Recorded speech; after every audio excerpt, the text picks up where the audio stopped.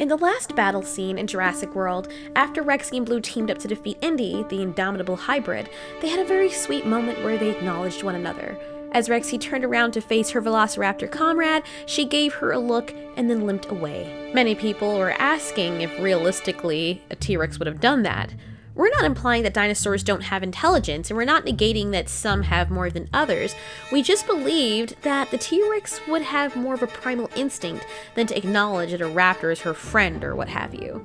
So what's the real reason why this Mighty Queen Tyrannosaurus Rex did not clamp her jaws around Blue? A considerable number of fans want to believe it's because Rexy knew that Blue was her friend. Not a friend in our sense, more like the enemy of my enemy is my friend type of situation. There's no denying that Blue would not have been able to bring down Indy on her own, and she would have attacked whether or not Rexy had been in the picture. Can you imagine if you were Blue, waking up to see all of what remained of your siblings dead? The sheer rage Blue showed was the same the big one Velociraptor showed to Rexy when she killed her pack member. So Blue would have still fought Indy, but she also understood that Rexy was a tool in helping to defeat this monster. Rexy, on the other hand, could have cared less. Rexy's relationship with Blue in this case is the same that Remora fish have with sharks. You might have seen clips of sharks swimming around with these weird fish attached to their bodies, just dangling there going along for the ride. The sharks don't seem bothered by them in the least, and if two sharks for some reason got into an altercation, they wouldn't aim for the fish that are attached to one another. Something that has become a mutual species is almost non-existent to the bigger one. We see the same mutualism with crocodiles and some birds that feed on the scraps between their teeth. Somehow, the crocodiles know that these birds are not prey and are there to help them feel better. There's no doubt that if you were to go over as a human and try to get that croc's mouth open, which it probably would have liked to do anyway, without you prompting it, so that you could pick the food out of its teeth, it would not be leaving without your fingers. But somehow, the Egyptian plover bird knows it can get away with this with a crocodile. So here's a boil down of what really happened in that scene and why. First of all, when Rexy was finished fighting the Indominus Rex, she was injured, weak, and tired. With Blue standing there alone, she was not perceived as a threat.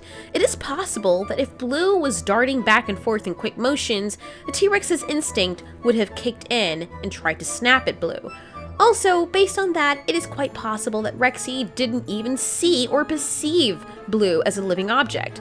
Remember, the T-Rex in Jurassic Park had vision based on movement. When she looked down at Blue, she saw an object standing there, and Blue was very still at first. She only backed up very slightly. She also made a noise. However, it was dark and wet, and there was crackling electricity in the wind. We know the T-Rex can't hear as well as it can see, based on the movies anyway.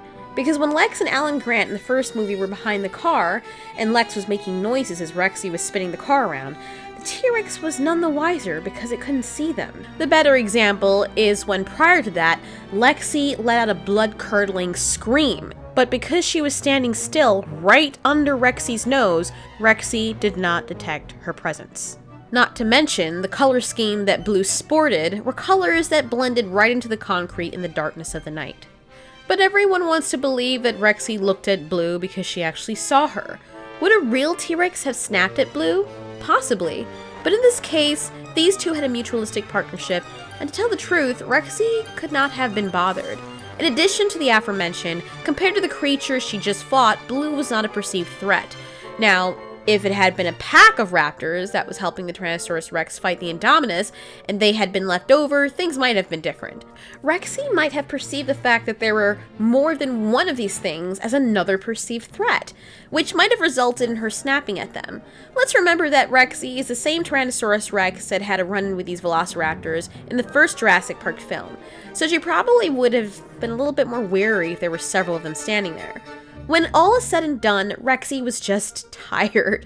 She knew this raptor was on top of her, and it was not hurting her when it was, but hurting the other thing that she didn't like, but that's as far as it goes. Also, being in pain and tired, it's fair to assume that Rexy was not particularly hungry. If she was at that point, and it had been an issue of fighting over food, Blue would have been next on the list, but it wasn't. It is also possible that Rexy could have been waiting to see what Blue would have done.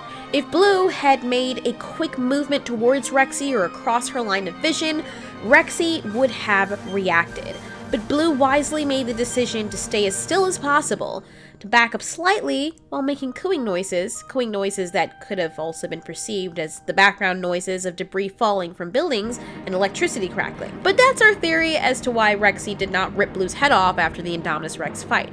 What is your theory? It may be simple, it may be complicated, it may be far-fetched, and it may be reasonable. We'd still like to hear it. We love hearing from you as much as we love making our own theories and sharing them with you guys. Be sure to check out some of our other videos based on Rexy and the Velociraptors in the outro right now. Thanks for watching. This has been Altiori. You ask, we answer.